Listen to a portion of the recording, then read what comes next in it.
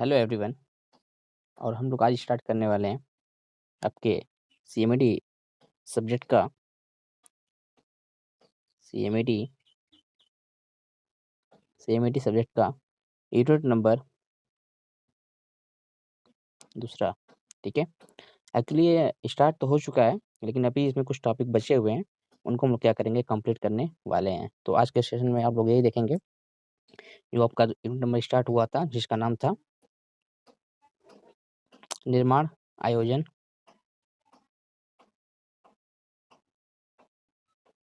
निर्माण आयोजन एवं एवं समय समय निर्धारण। ठीक है, एवं समय निर्धारण, ये आपका यूनिट का नाम था। और इसमें हम लोग जो बेसिक टर्म होते हैं, जैसे प्लानिंग क्या होता है, ठीक है, उसके क्या-क्या बेस होते हैं, ठीक है, इसके बारे में हम लोग चर्चा किए थे। और आपका जो नेक्स्ट टॉपिक था शेड्यूलिंग का, जिसको हम लोग समय सारणी बोलते हैं, समय सारणी, या इसको हम लोग जनरली बोल सकते हैं समय निर्धारण बोल सकते हैं। ठीक है, समय निर्धारण बोल सकते हैं, निर्धारण बोल सकते हैं। ठीक है, तो इसके बारे में हम लोगों ने चर्चा किया था। ठीक है, कि आपका शेड्यूलिंग क्या होता है। ठीक है, इसके बारे में हम लोग क्या किया था, चर्चा किए थे कि शेड्यूलिंग क्या होता है, जो कि अक्सर एग्जाम में आपसे पूछे जाते हैं। ठीक है, बहुत इंपॉर्टेंट क्वेश्चन आपका बनता है यहाँ पे कि शेड्यूलिंग क्या होता है।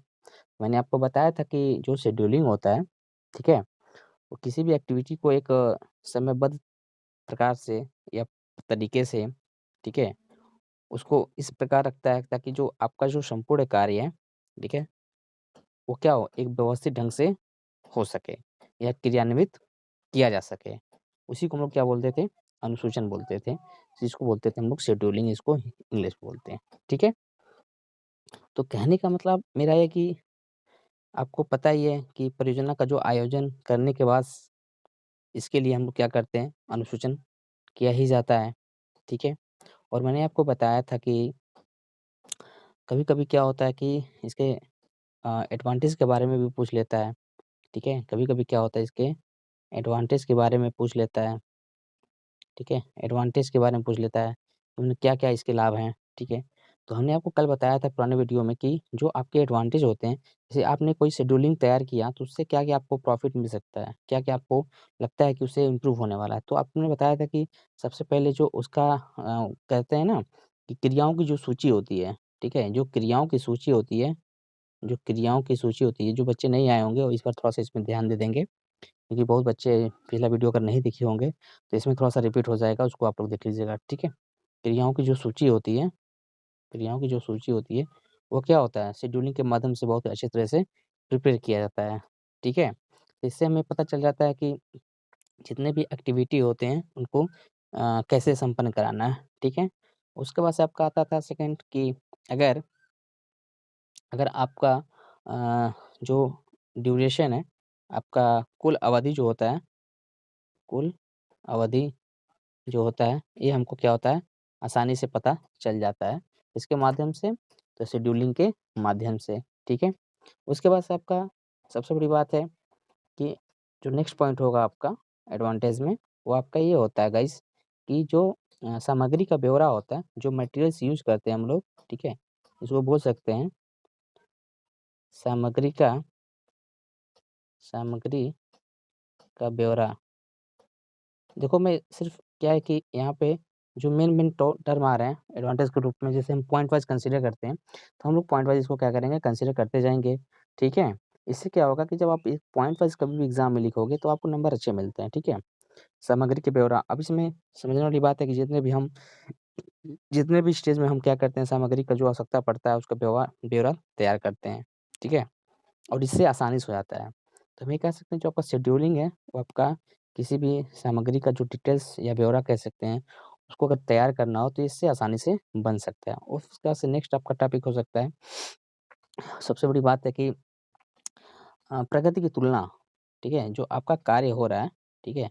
उसकी जो तुलना करना बहुत ही आसान हो जाता है, ठीक है? कार्य की जो तुलना होती है या कार्य की जो प्रगति होती है, ठीक है? उसको क्या होता है, आसान हो जाता है कि जो वास्तविक प्रगति है और जो आयोजित प्रगति में उसमें कितना मतलब अंतर है, ठीक है? और कितना कार्य जो हमारा है, वो संतोषजनक चल रहा होता है, ठीक है? ओके? और मुझे ये भी पता चल जाता है कि इसमें कितने सुधार की आवश्यकता है, तो ये आपको इससे पता चल जाता है, किसके थ्रू? तो शेड्यूलिंग के माध्यम से। फिर आपको हमने बताया था फिर मैंने आपको बताया था कि जो संसाधन होते हैं उनका हम बहुत अच्छे तरह से उपयोग करते हैं। जो आपके इक्विपमेंट होते हैं, ठीक है? इक्विपमेंट उपकरण होते हैं, ठीक है? या फिर जितने आपके रिसोर्सेज़ होते हैं, ठीक है? जो जितने भी आपके रिसोर्सेज़ होते हैं, संसाधन होते हैं, उनका हम क्या करते हैं, हम उत्तम रूप से क्या करते हैं, उपयोग कर सकते हैं, ठीक है? और संसाधन में हमने आपको बताया था कि संसाधन रूप में क्या-क्या हो सकता है। आपका सामग्री हो सकता है, आपका सामग्री हो सकता है, ठीक है? श्रमिक हो सकते हैं, ठीक है? श्रमिक हो सकते हैं। उसके बाद से आपका समय हो सकता है, ठीक है? समय हो सकता है, पूँजी हो सकता है, यानी इन सब का क्या है कि एक प्रॉपर वे में हमको ये पता चल जाएगा कि कितना हमको नीड्स होती है और कितना हमको आवश्यकता है, जिससे हम अपने काम को क्या कर सकें, एक अच्छे तरीके से या फिर संतोषपूर्ण तरीके से हम क्या करें, इसको कर सकें, ठीक है? तो ये तो कल तक हम लोगों ने इसको पढ़ा था कि जो आपका एडवांटेज होता है, ठीक है? जो आपके एडवांटेज होते हैं, किसी भी शेड्यूलिंग के वो आपके बारे में जानेंगे। तो आज हम लोग पढ़ेंगे, जैसा कि हम लोगों ने पिछले लेक्चर में कहा भी था कि जो आज का ये टॉपिक चलेगा आपको बहुत इम्पोर्टेंट चलेगा, ठीक है? आपका जो टॉपिक आज का चलेगा बहुत इम्पोर्टेंट चलेगा जो कि अक्सर एग्ज़ाम में पूछा जाता है। जैसे इसमें पूछ लेता है आपसे कि क्लासिफिकेशन ऑफ शेड्यूलिंग, ठीक है? Classification of scheduling, classification of scheduling, ठीक है? मैं जो बोल रहा हूँ उस पे ध्यान दीजिएगा। राइटिंग थोड़ा-सा बहुत अच्छा नहीं हो सकता है। अब मैं बोल रहा हूँ उसको आप ध्यान दीजिएगा, ठीक है? तो जो क्लासिफ़िकेशन हम लोग करते हैं, अनुसूचन का वर्गीकरण इसको हिंदी में हम लोग बोल सकते हैं। जो हिंदी वाले स्टूडेंट होते हैं वो अनुसूचन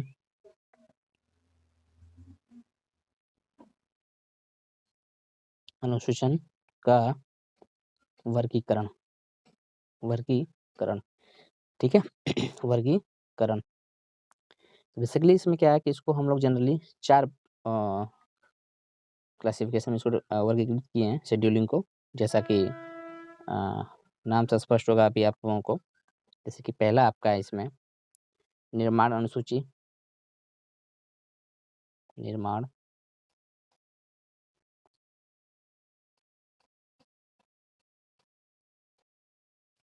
अनुसूची, ठीक है? जिसको हम लोग बोलते हैं कंस्ट्रक्शन शेड्यूल।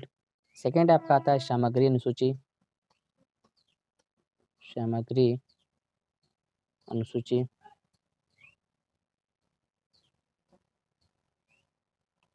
थर्ड आपका आता है श्रम अनुसूची श्रम अनुसूची। और आपका फोर्थ आता है सबसे लास्ट संयंत्र अनुसूची, जिसको हम लोग जनरली इक्विपमेंट शेड्यूल बोलते हैं, ठीक है? संयंत्र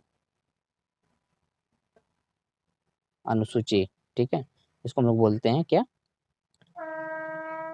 इक्विपमेंट शेड्यूल। पहला आपका कंस्ट्रक्शन शेड्यूल याद रखिएगा, दूसरा याद रखिएगा मटेरियल शेड्यूल, थर्ड याद रखिएगा लेबर शेड्यूल एंड सबसे लास्ट याद रखिएगा आपका इक्विपमेंट शेड्यूल, ठीक है?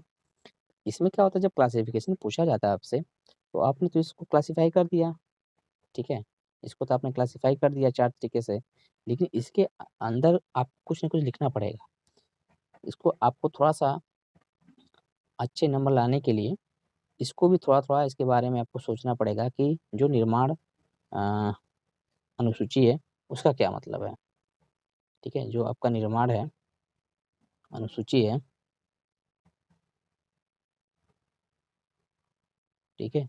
जो निर्माण अनुसूची है, इसका क्या मतलब है? ठीक है? तो दिमाग में आप लोगों को बहुत कुछ चल रहा होगा, आई होप। तो निर्माण अनुसूची से जैसा कि आपको पता है, शेड्यूलिंग आपका काम इसी है, कि भई हम किसी काम को कर रहे हैं, तो उसमें हमको क्या दिखाई दे कि कार्य कितना अच्छे वे में हो रहा है, कितना हमको कमी है, उसको आगे कैसे कंप्लीट किया जाए, ठीक है? इससे शेड्यूल से पता चलता है। लेकिन बात होती है जब निर्माण की, तो निर्माण के कहीं न कहीं जैसे मान लीजिए सपोज़ दैट कि कुछ भी हमको एक दिन एस्टिमेट करना है, बनाना है, ठीक है? कोई भवन है आपका, ठीक से उसको बनवाना है।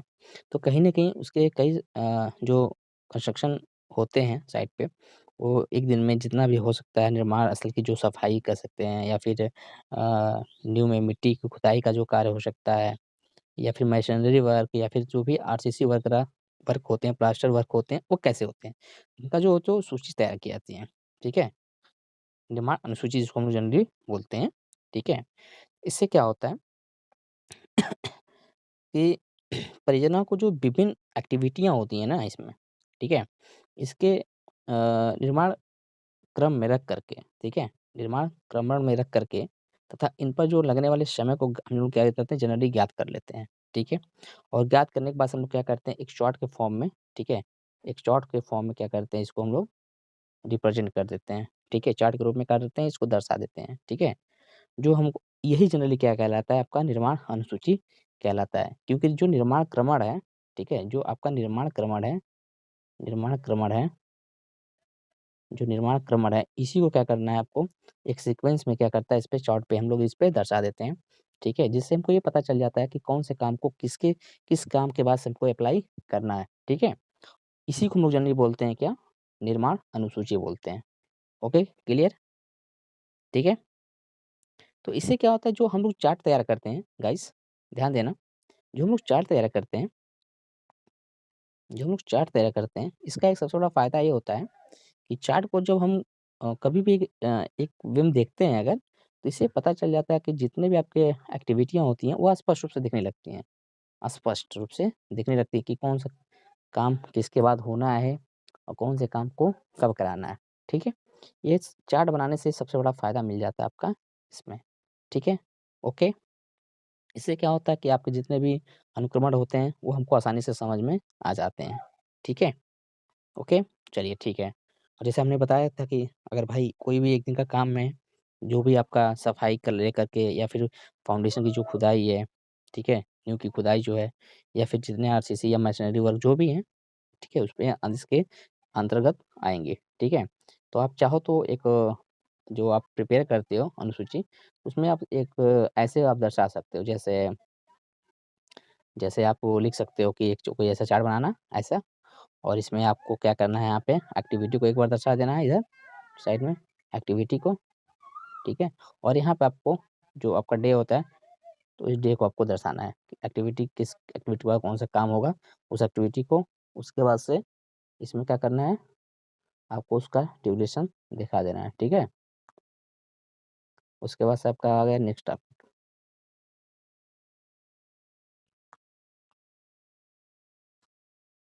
इसका होगा नेक्स्ट टॉपिक दूसरा होगा आपका सामग्री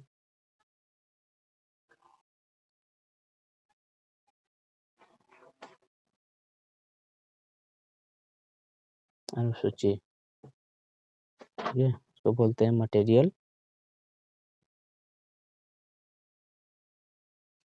शेड्यूल,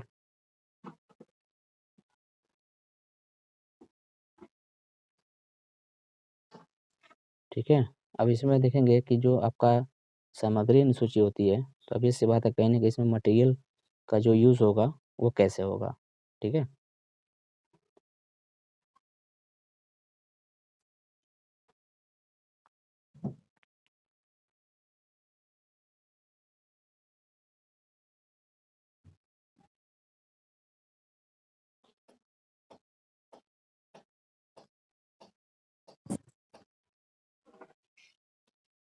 सामग्री अनुसूची, ठीक है? तो इसमें क्या होगा कि जितने आपके मटेरियल यूज़ होते हैं, जैसे सीमेंट हो सकता है, ब्रिक हो सकता है, ठीक है? सैंड हो सकता है, ठीक है? यानी जितने भी आपके कंस्ट्रक्शन मटेरियल होते हैं, जितने भी आपके कंस्ट्रक्शन मटेरियल होते हैं, उनका हम क्या करते हैं यहाँ पे एक शेड्यूलिंग करते हैं, ठीक है? उनका भी हम क्या करते हैं यहाँ पे एक शेड्यूल तैयार करते हैं, जिसके थ्रू हमारा जो मटेरियल है वो आपके किसी भी प्रोजेक्ट में क्या हो सके, काम आ सके, ठीक है? थर्ड आपका है श्रम अनुसूची, ठीक है? इसको बोलते हैं लेबर शेड्यूल, ठीक है? शेड्यूल। तो जब इसमें बात लेबर शेड्यूलिंग की जा रही है तो कहीं न कहीं हम क्या करेंगे, जो आपके साइट पे किसी प्रोजेक्ट में कोई भी प्रोजेक्ट हमारा बन रहा है तो उसको कंप्लीट करने के लिए हमको कितने किस टाइप के स्किल्ड एंड अनस्किल्ड वर्कर्स की आवश्यकता भी पड़ सकती है। इसका हम क्या करते हैं, एक अनुसूची तैयार करते हैं, ठीक है?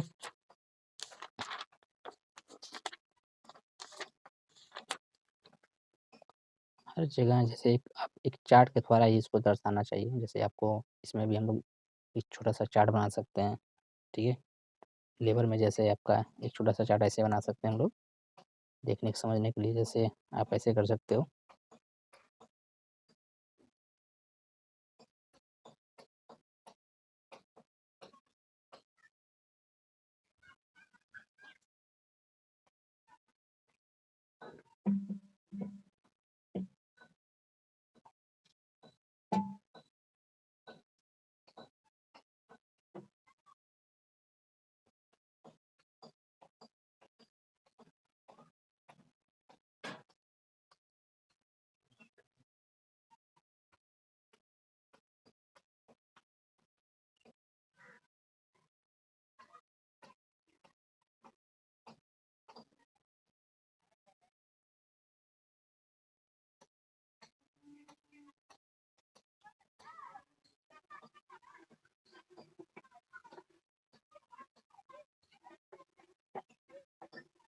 आप इस तरह सरणी बना सकते हैं, ठीक है? किसका है सरणी आपका? आपका शेड्यूल किया गया है किसका? आपका शेड्यूलिंग किया गया है आपका लेबर का। किसका? लेबर का।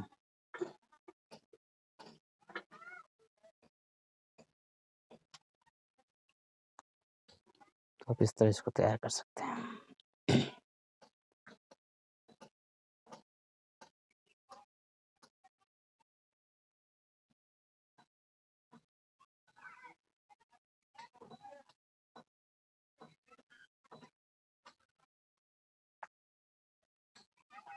सबसे लास्ट है आपका संयंत्र शेड्यूल, अनुसूची बोलते हैं इसको, अनुसूची। तो कहीं न कहीं इसमें जितने भी आपके इक्विपमेंट यूज़ होते हैं आपके, जितने भी आपके इक्विपमेंट यूज़ होते हैं, इसके बारे में क्या करते हैं इसमें, हम इसका शेड्यूल तैयार करते हैं, ठीक है? इसका हम लोग शेड्यूल तैयार करते हैं। जैसे एग्ज़ाम्पल के तौर पे हम लोग देख सकते हैं, भाई कोई ना कोई प्रोजेक्ट होगा तो कहीं न कहीं हमको क्या करना पड़ेगा, आपके जो इक्विपमेंट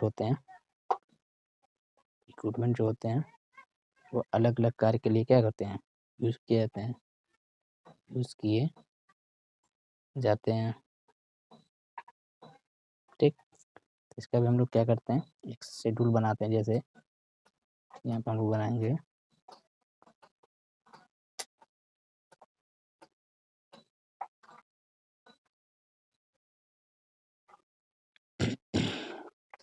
ऐसा हम लोग बनाएँगे, ठीक है? जैसे प्रोसेस को बड़ा कर सकते हैं,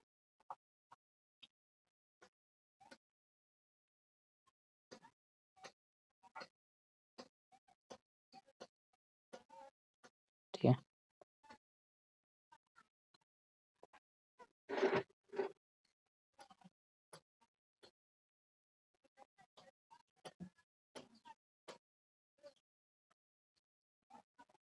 यहाँ पे आपका कार्य हो सकता है, ठीक है? जो भी डिफरेंट कार्य होगा, यहाँ पे जो आपका इक्विपमेंट यूज़ होगा किसी भी पर्टिकुलर काम के लिए, और ऑब्वियस सी बात है वो जो आपका वर्किंग कंडीशन है वो डे में हो सकता है, ठीक है?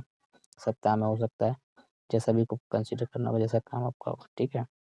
इसमें पहला जो होगा आपका, जैसे मान लीजिए जो आपका स्थल की सफाई करना है, ठीक है, स्थल की क्या करना है, सफाई करना है, तो उसको हम जनरली क्या कर सकते हैं, बुलडोजर वगैरह यूज़ कर सकते हैं, ठीक है, बुलडोजर वगैरह यूज़ कर सकते हैं, ठीक है। उसके बाद से आपका खुदाई कार्य हो सकता है इसमें, ठीक है, ठीक है। इसमें पावर शॉवल यूज़ किया जाता है, पावर शॉवल यूज़ किया जाता है,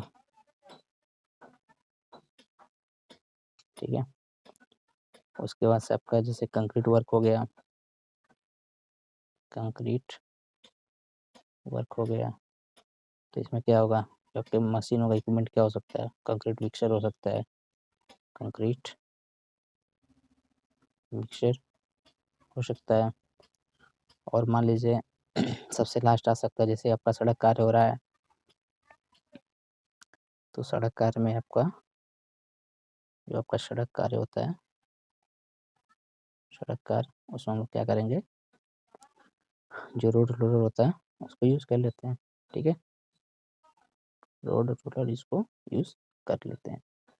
तो ये आपके एग्ज़ाम में अगर आता है तो ये इस तरह लिखना पड़ेगा आपको, ठीक है। इसको पहले क्लासीफाई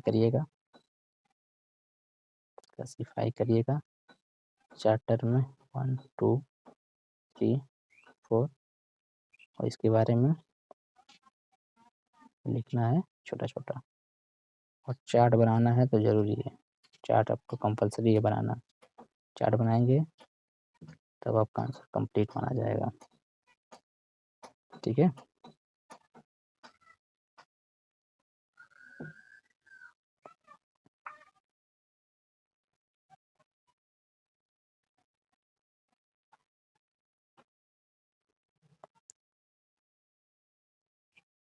आपके 2 टॉपिक जो हैं छोटे-छोटे और हैं, जैसे आपका बहुत ही अक्सर एग्ज़ाम में पूछा जाता है, बार चार्ट, बार चार्ट, ठीक है, या इसको हम लोग बोलते हैं कैंट चार्ट, कैंट चार्ट, ठीक है। उसके बाद से इसी का एक सुधरा हुआ रूप होता है, जिसको हम लोग बोलते हैं माइलस्टोन बार चार्ट, क्या बोलते हैं, माइलस्टोन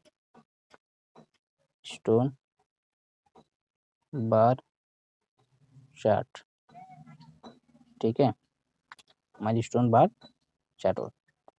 इसमें क्या होता है, जो आपका बार चार्ट होता है, जो आपका बार चार्ट होता है, उसमें क्या होता है, आपके जितने भी एक्टिविटी वगैरह होते हैं, ठीक है, जो आपका बार चार्ट होता है, इसमें जितने भी आपकी एक्टिविटी वगैरह होते हैं, हम क्या करते हैं, इस तरह दर्शाते हैं आपका कुछ, ठीक है, कुछ इस प्रकार दर्शाते हैं, एक पट्टी के रूप में, कैसा, पट्टी के रूप में, जैसा वो कि पट्टी जो होगा आपका हॉरिजॉन्टल होगा, ठीक है, पट्टी कैसा होगा आपका, हॉरिजॉन्टल होगा, ऐसे ऐसे, ठीक है। तो यहाँ हम लोग क्या करते हैं, एक्टिविटी को दर्शाते हैं, और यहाँ पे आपको जो समय होता है उसको यहाँ दर्शा देते हैं। तो वर्टिकली पे हम लोग क्या दर्शाते हैं, एक्टिविटी, और हॉरिजॉन्टली को हम लोग समय। तो होता है क्या कि आपको डिफरेंट जितनी भी एक्टिविटियाँ होती हैं, उनको हम क्या करते हैं, इस तरह दर्शा देते हैं, और यहाँ पे एक पट्टी बनाते हैं इस तरह, एक बार, इसको ही हम लोग बार चार्ट बोलते हैं, ठीक है। इस तरह चार्ट बनाते हैं, इस तरह कंटिन्यू हम लोग आगे बढ़ाते जाएंगे, ठीक है। तो ये जो बार चार्ट होता है आपका, ठीक है, जो आपका बार चार्ट होता है, इस तरह जो हम लोग बना रहे हैं, ऐसे ऐसे, ठीक है, जो हम लोग बार चार्ट बनाते हैं, तो हम लोग कुछ इस तरह रिप्रेजेंट करते हैं इसको, ऊपर मान लीजिए इस तरह एचिंग कर लेते हैं, ठीक है, और नीचे इसको हम लोग क्या करते हैं, पूरी तरह से इसको, पूरी तरह से इसको हम लोग क्या करते हैं, ब्लैक कर लेते हैं, ठीक है, पूरी तरह इसको हम लोग क्या करेंगे, ब्लैक यहाँ से कर लेते हैं। तो इसमें होता क्या है, जो आपका हैचिंग वाला पोर्शन होता है, इसको हम लोग जनरली बोलते हैं आयोजित अवधि, क्या बोलते हैं, इसको बोलते हैं आयोजित आयोजित अवधि, ठीक है। और ये जो नीचे वाला प्रश्न होता है इसको हम लोग बोलते हैं वास्तविक अवधि,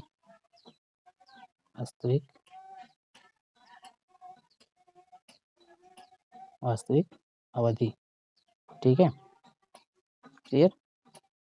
तो इस चीज़ को आप लोग ध्यान दीजिएगा, जब भी चार्ट पेपर बनाइएगा तो रिप्रेजेंट करिएगा तो आप लोग इसको समझा सकते हैं।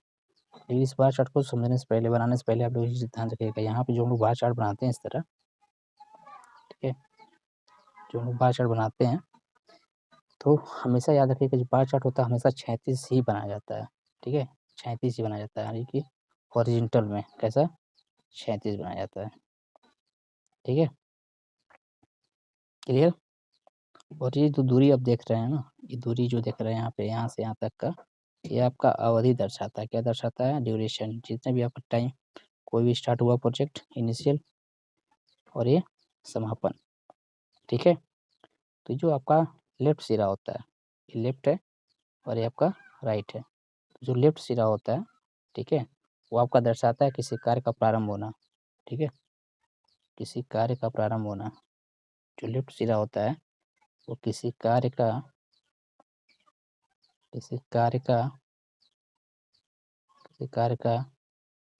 प्रारंभ होना दर्शाता है, ठीक है। लेकिन जो आपका राइट सिरा यहाँ पे जो दिखाई दे रहा है आपको, ये आपका समापन को दर्शाता है, यानी कि जो हमारा जो प्रोजेक्ट बन रहा है, जो काम चल रहा है, स्टार्टिंग कहाँ से हुआ? लेफ्ट से, और ख़त्म कहाँ हुआ? आपका राइट सिरे पे। जो ये सिरा है आपका, इस सिरे को आप लोग कॉपी में लिख सकते हैं कि जो आपका लेफ्ट सिरा होता है वो किसी काम को क्या होता है? स्टार्टिंग को बताता है, और जो आपका राइट सिरा होता है वो आपको बताता है क्या? वो आपको बताता है समापन। तो ये कह सकते हैं ये आपका लेफ्ट सिरा हो गया, ये आपका राइट सिरा हो गया, ये आपका क्या हो गया? स्टार्टिंग पॉइंट हो गया काम का, और ये आपका हो जाएगा समापन, यानी कि फिनिश, ठीक है, समापन। और बीच का ये जो समय हम लोग देखते हैं यहाँ पे, यहाँ से यहाँ तक का, इसको हम ये बोलते हैं जो ड्यूरेशन जितना भी समय लगता है उसी को क्या बोलते हैं? अवधि बोलते हैं, ठीक। और इसका जो डेप्थ होता है, इस डेप्थ का कोई मतलब नहीं होता है, ठीक है, इसका डेप्थ का कोई मतलब नहीं होता है, लेकिन ये जो लंबाई होती है, इस लंबाई का मतलब है कि आपका कितना समय लग रहा है किसी भी प्रोजेक्ट को कंप्लीट करने में, ठीक है। तो आपका बार चार्ट कुछ इस प्रकार ही हम लोग क्या करते हैं? ड्रा करते हैं, जैसा कि हमने अभी फिगर में आपको बताया था, ठीक है। कैसे? ऐसे बनाइएगा बार चार्ट। यहाँ पे एक्टिविटी दर्शाइएगा, यहाँ पे आपको टाइम दर्शाना है, और यहाँ पे उस बार चार्ट को क्या करना है? बनाते जाना है, ठीक है। कभी कभी इस एग्जाम में अदर नाम से भी पूछ लेता है, जिसको हम लोग जनरली बोलते हैं गैंट बार चार्ट, ठीक है, जो कि सबसे पहले इसको 1900 में इसको डेवलप किया गया था। कब? 1900 में इसको डेवलप किया गया था, ठीक है, विकसित किया गया इसको। कब किया गया था? 1900 विकसित किया गया, किसके द्वारा? तो गैंट, श्री हेनरी गैंट नाम इनका था, साइंटिस्ट हेनरी गैंट, और इन्हीं के नाम पे इनका इस चार्ट का नाम क्या पड़ा? गैंट चार्ट पड़ा। इन्हीं के नाम पे क्या पड़ा? आपका गैंट चार्ट पड़ा, गैंट चार्ट, ठीक है, गैंट चार्ट। या इसको एग्जाम में कभी कभी पूछेगा कि इसको बार चार्ट के बारे से बताइए, तो दोनों नाम एक ही है, ठीक है। अगर ऐसा पूछता है तो भी वही, ऐसा पूछा है तो भी वही, ठीक है।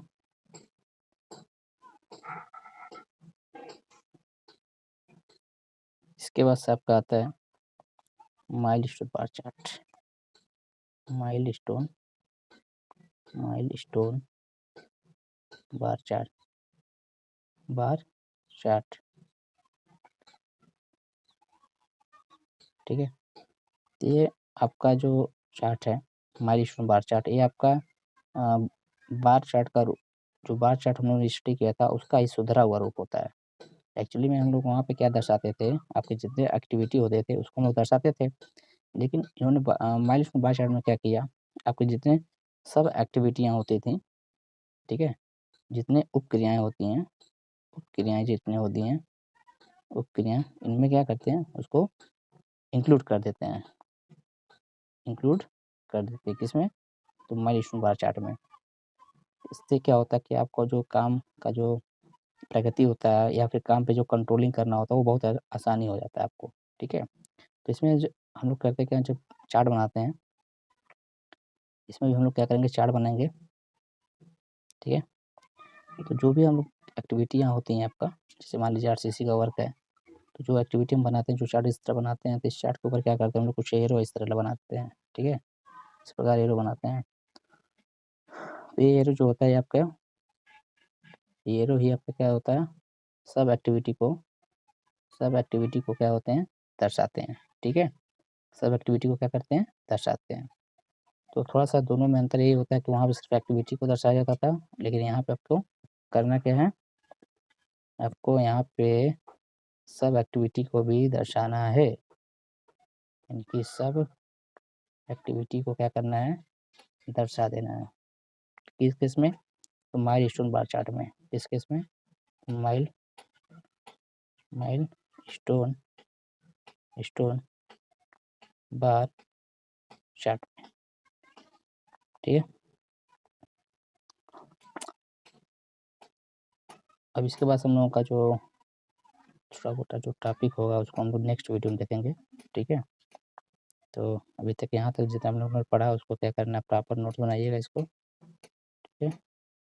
प्रॉपर नोट्स बनाइए, कॉपी में लिखिए, उसको स्टडी करिए, ठीक है? Thank you.